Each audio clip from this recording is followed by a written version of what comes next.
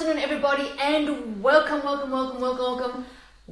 another Art Corner. Really happy to be with you here today. Good evening, good morning to everybody globally around the world. You are in the art studio with Mirjana Persakis, aka Mim, and today I'm going to get straight to the portrait painting, and we'll talk a little bit later. So I've got my glove on, I've got my paints ready, and I'm going to start doing the portrait quickly. So just briefly, what this is all about, it's my initial first process in how I work through a portrait before I actually begin the final painting at a much later stage. So this is my beginning initial steps, and once I create this, I pretty much throw the artwork away. So I'll give you guys the explanation afterwards, but in the meantime, let's get going. Okay, so you might not have me talking that much, but in the meantime, if you do have questions, please write them in. Happy to answer them, but at the moment I'm going to get straight into it, and you guys can watch as you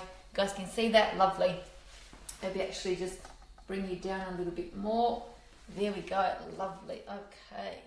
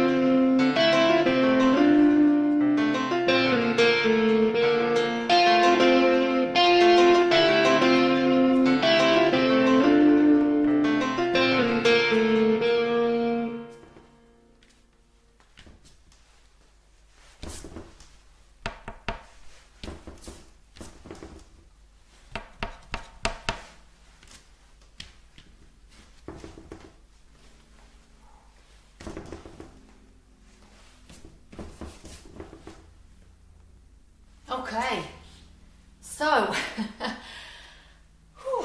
I hope you guys were able to see that. That was one fast 15-minute portrait sketch. There you go, using acrylics in this case and my little glove. Now, the reason why I was doing that, now I can give you guys a little bit more background and detail, is this. So I wanted to show you guys what I do behind the scenes and how is it that I work out the negative mindset, the negativity that goes on in an artist's mind before I start to put final paint on a canvas. And this is what I want to show you guys, what happens beforehand, because this kind of stuff people don't talk about, people don't show you, people don't actually give you guys the detail around because they think that it's not necessary. But this is the benefit. And let me take my glove off actually before I do that, before I get myself into too much a dirty mess.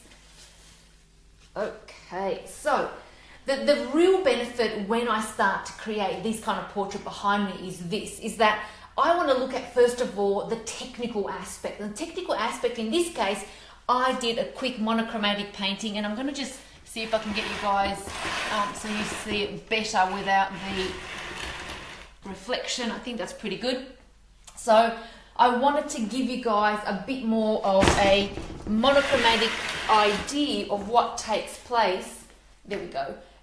Before I started painting. So technicality, really, really important. Composition. I start to begin to think about, how I want to position this particular portrait on a canvas. And in this case, with this girl, I decided to give her a corner positioning, and so the composition really became about her and her sitting in a garden. So that's really important. Again, this is why I work out through this process.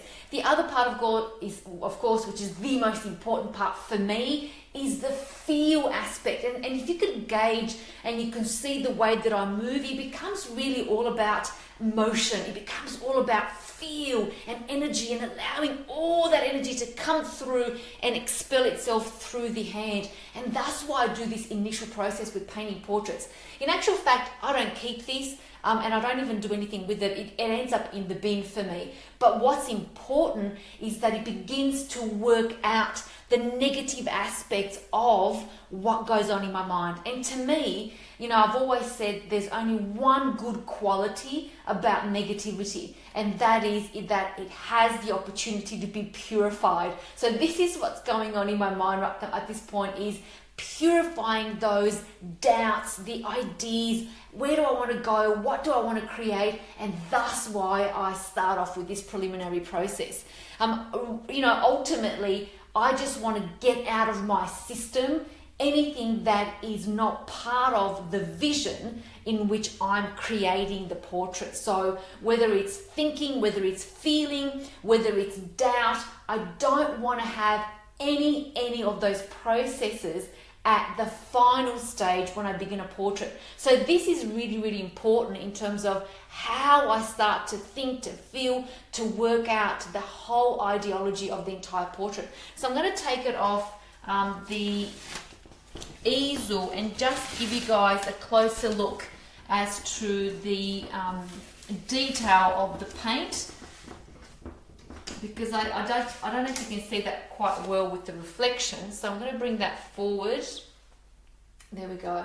So you guys can see the energy, the movement, the different strokes that I work through, the tone. Twisted that way, that's a little bit better.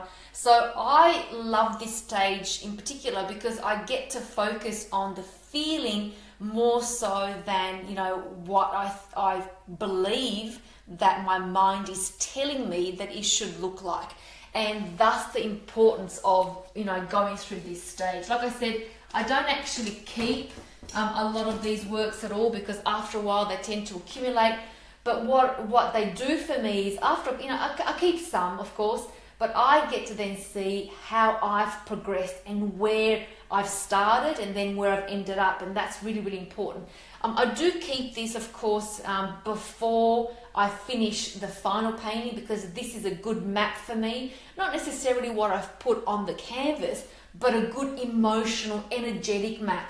And so when I begin a final painting, I start to then look at that as a reference and think, hey, wait a minute, I felt this when I created this particular example. Let's not have the doubt and the fear in the final portrait. And so I wanted to really show you guys what my mindset is in a portrait scenario, because a lot of people always ask me, how do you know the color? How do you know the composition? This is that beginning step. This is the beginning step of me working it all out, feeling it, moving through it, and creating my own mind map, an emotional map that then brings me to that final stage. And so what I'd love to tell everybody is that there's a quick process to creating and a quick process to painting. There really isn't. And I've always imparted this to every single person that's come to my class. Brush mileage is the key. You have to keep on doing, you have to paint, you have to experiment, you have to put in the work to get to the final stage. And even when you're at the final stage, at least for me personally, I never sit in that complacent mode, because if I do, I'm going to lose, being innovative every single time I paint something new. And so I get to a stage, but I always look for another doorway that's going to almost make me feel uncomfortable, so that I can then again work out a process, find something new, find something delicious that's going to get me to move, to shift, to begin a new process in painting. So I hope you guys enjoyed that. I hope you enjoyed seeing the process and what I normally work through. Like I said, to sum it up, this is really my own personal process that's going to work out the negativity within my mindset. And as I've already stated, there's only one good quality to negativity, and that is that it's got the option and the opportunity to be purified. And this is all this is. When you don't have that doubt, that fear, that questioning process of, is it going to work out? Then you're a lot more free and freer in the execution of your creativity, and thus the whole ideology behind this process. So I hope you guys enjoyed that. Thank you again for tuning in. I really do appreciate it. As always, super grateful that you are connecting with me. Super grateful that you have this opportunity to tune in from your own beautiful, comfortable lounge room and couch, wherever you are in the world. My love to everybody. Remember, you are 1 out of 7 billion. 1 out of 7 billion. There is no other person like you in this world. So be strong, have the courage, go forward and do, and be your own full creative self. Until next time, guys, I love you. Stay creative, and remember, just be you. There's no one else like you. Until next time, guys. Bye.